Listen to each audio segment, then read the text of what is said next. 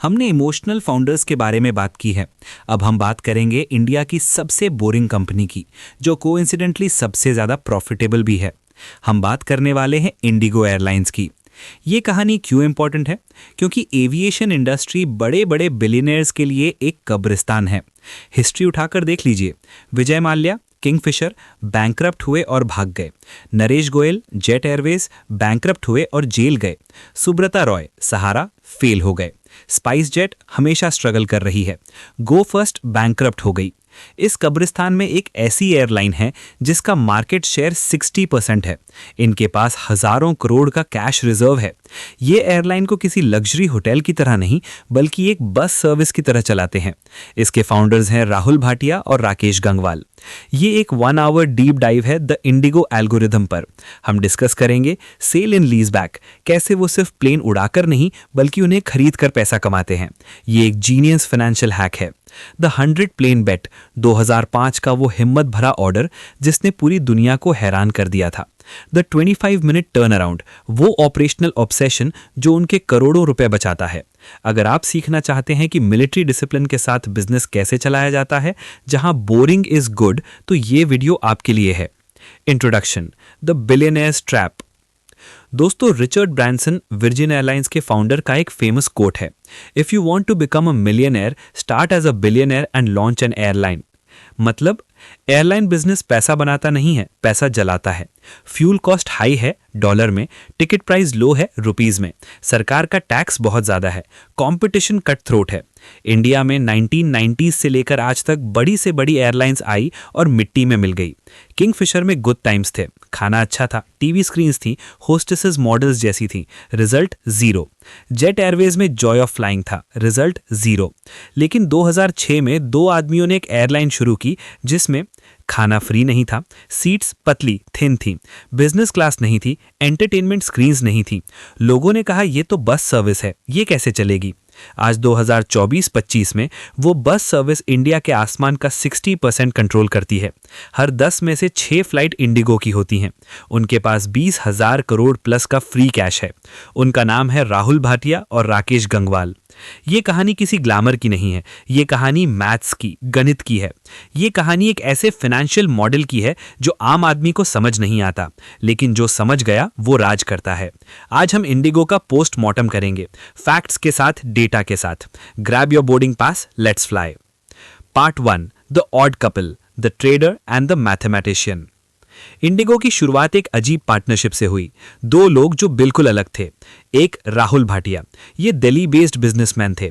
इनका background travel technology में था, इंटरग्लोब एंटरप्राइजेस। इनका काम था ticket booking systems, hotel management. इनके पास इंडिया में कनेक्शंस थे, सरकार को कैसे हैंडल करना है, लाइसेंस कैसे लेना है, ये राहुल जानते थे। राकेश गंगवाल, ये अमेरिका में रहते थे, IIT Kanpur graduate, Wharton MBA. ये कोई आम आदमी नहीं थे, ये यूएस एयरवेज के सीईओ रह चुके थे, ये यूनाइटेड एयरलाइंस में काम कर चुके थे। दुनिया इन्हें द एविएशन विजर्ड मानती थी। इनका दिमाग कैलकुलेटर से तेज चलता था। राहुल भाटिया के पास सपना था इंडिया में एयरलाइन शुरू करनी है, लेकिन उन्हें एयरलाइन चलानी नहीं आती थी। वो राकेश गंगवाल के पास गए यूएसए। राकेश ने पहले मना कर दिया। उन्होंने कहा, राहुल मत कर, मेरे पास आजा, हम अमेरिका में बिजनेस करेंगे, एयरलाइन में पैसा डूब जाएगा। राहुल भाटिया जिद्दी थे, वो मानते रहे।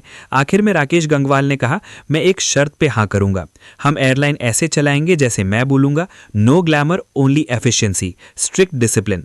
राहुल मान गए। पार्टनरशिप बनी। Rahul Bhatia on ground operations, government relations, the face. Rakesh Gangwal strategy, fleet planning, finance, the brain. Deep dive reason 1, the power of complementary skills. दोस्तों, को फाउंडर कैसा होना चाहिए? आपका डुप्लीकेट नहीं होना चाहिए। राहुल और राकेश अलग थे। एक पीपल पर्सन था, एक नंबर्स पर्सन था। एक इंडिया संभालता था, एक ग्लोबल स्ट्रैटेजी। किंगफिशर क्यों फेल हुई? क्योंकि विजय माल्या सब कुछ खुद करना चाहते थे। इंडिगो क्यों जीती? क्योंकि राकेश गंगवाल ने पहले दिन से इमोशन को बिजनेस से निकाल दिया था। Part 2, the Paris shock, the 100 plane gamble. June 2005, Paris Air Show. दुनिया भर की एयरलाइंस वहां थीं। एयरबस और बोइंग अपने प्लेन्स बेच रहे थे। अचानक एक न्यूज आई जिसने सबको शॉक कर दिया। एक अननोन इंडियन कंपनी जिसका नाम किसी ने नहीं सुना था, इंडिगो, उसने 100 A320 प्लेन्स का ऑर्डर दिया। Quantity 100 planes, list price $6 billion. लोग हंसने लगे, ये कौन पागल हैं, इनके पास अभी लाइसेंस भी नहीं है और 100 प्लेन खरीद रहे हैं। उस वक्त बड़ी बड़ी एयरलाइंस 5 या 10 प्लेन ऑर्डर करती थीं। लेकिन राकेश गंगवाल पागल नहीं थे, वो जीनियस थे। उन्होंने बल्क बाइंग की पावर यूज की। कंसेप्ट, अगर आप दुकान से एक टूथपेस्ट लोगे तो 50 रुपए का मिलेगा। अगर आप 1 लाख टूथपेस्ट लोगे तो दुकानदार आपको 20 रुपए में देगा।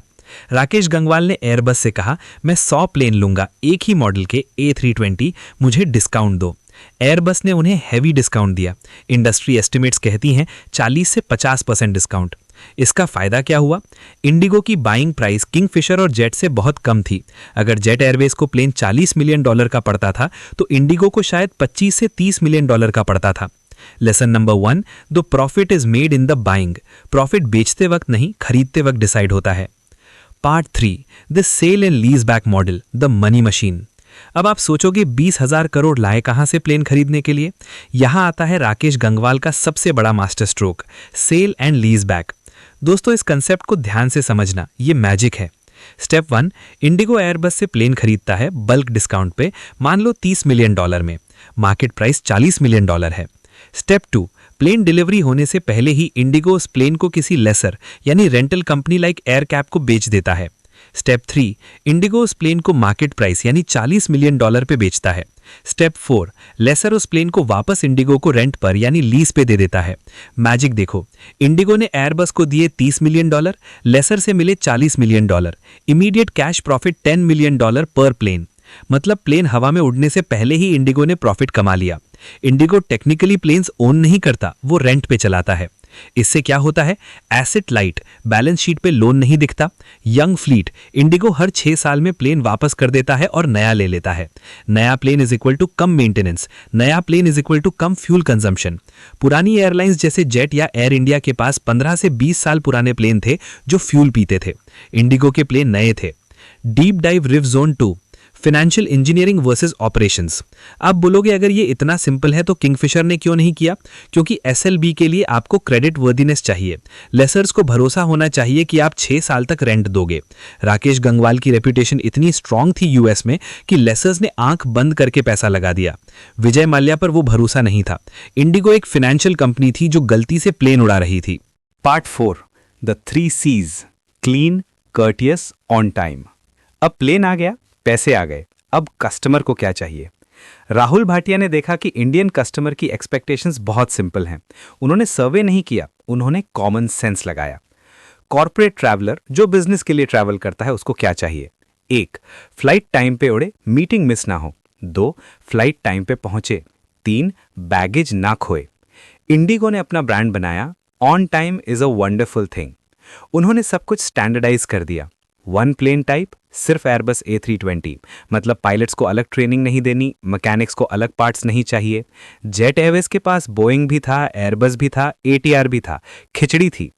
नो फ्री फूड, खाना सर्व करने में टाइम लगता है, कचरा होता है, वेट बढ़ता है, हटा दो। थिन सीट्स, कम वेट इक्वल्स टू कम fuel. The 25 minute turn around. एक प्लेन तभी पैसा कमाता है जब वो हवा में हो, जमीन पे खड़ा प्लेन लॉस है। इंडिगो ने टारगेट रखा, प्लेन लैंड होने के 25 मिनट के अंदर वापस उड़ना चाहिए। कैसे? वो रैंप का इस्तेमाल करते थे, सीढ़ी की जगह रैंप, ताकि लोग जल्दी उतरे और जल्दी चढ़ें। कैबिन क्रू खुद सफाई करता था, स्पीड में। Deep dive reason 3, the AC bus logic. कभी आपने नोटिस किया है, जब आप इंडिगो की बस में बैठते हो प्लेन तक जाने के लिए, वो बस चलती नहीं है जब तक पूरी भर न जाए। AC बंद होता है कभी कभी फ्यूल बचाने के लिए। लोग गुस्सा होते हैं, कंजूस है इंडिगो। हाँ, वो कंजूस हैं, लेकिन इसीलिए वो टिकट सस्ता दे पाते हैं। वो हर लीटर फ्यूल हर मिनट बचाते हैं। This is called operational obsession. Part 5, the Gangwal versus Bhatia war, the crisis. सब कुछ सही चल रहा था, इंडिगो मोनोपोली बन गया था, लेकिन 2019 में दोस्ती टूट गई। राकेश गंगवाल ने एक चिट्ठी लिखी सेबी को। उन्होंने राहुल भाटिया पे इल्जाम लगाया। उन्होंने कहा कि इंडिगो में गवर्नेंस सही नहीं है, पान की दुकान जैसी हालत है। इशू क्या था? RPT, related party transactions. Rahul Bhatia की दूसरी कंपनी इंटरग्लोब ही इंडिगो को ऑफिस रेंट पे देती थी, स्टाफ ट्रेनिंग देती थी, सिमुलेशन देती थी। राकेश गंगवाल को लगा कि राहुल भाटिया इंडिगो से पैसा निकालकर अपनी दूसरी कंपनीज में डाल रहे हैं बिना टेंडर के। ये लड़ाई पब्लिक हो गई, शेयर प्राइस गिर गया, लोगों को लगा इंडिगो खत्म।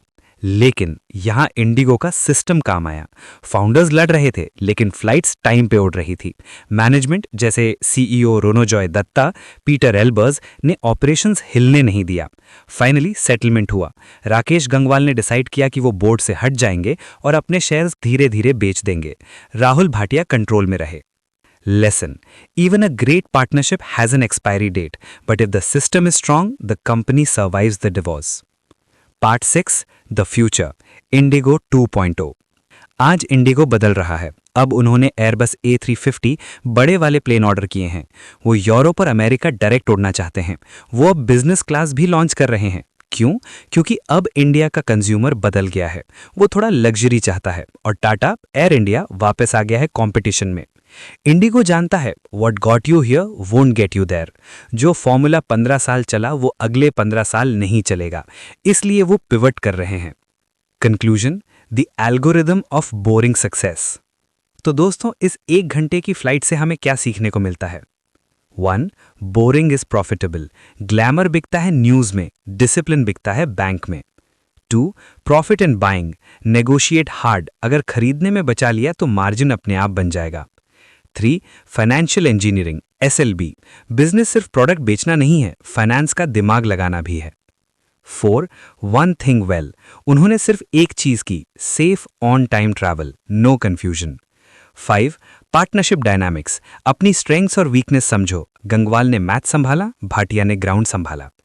इंडिगो ने साबित किया कि इंडिया में वर्ल्ड क्लास एफिशिएंसी हो सकती है।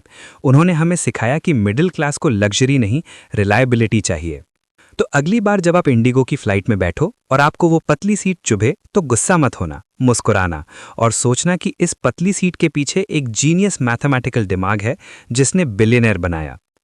दोस्तों, अगर आपको ये एविएशन मास्टर क्लास पसंद आई तो लाइक और सब्सक्राइब करो। नेक्स्ट हम किसके बारे में बात करें? क्या हम नितिन कामत ज़ीरोधा की बात करें, द बूटस्ट्रैप्ड हीरो, या कुणाल शाह क्रेड की, द फिलोसोफर एंटरप्रेन्योर? कमेंट करके बताओ। Have a pleasant flight, keep building. जय हिंद।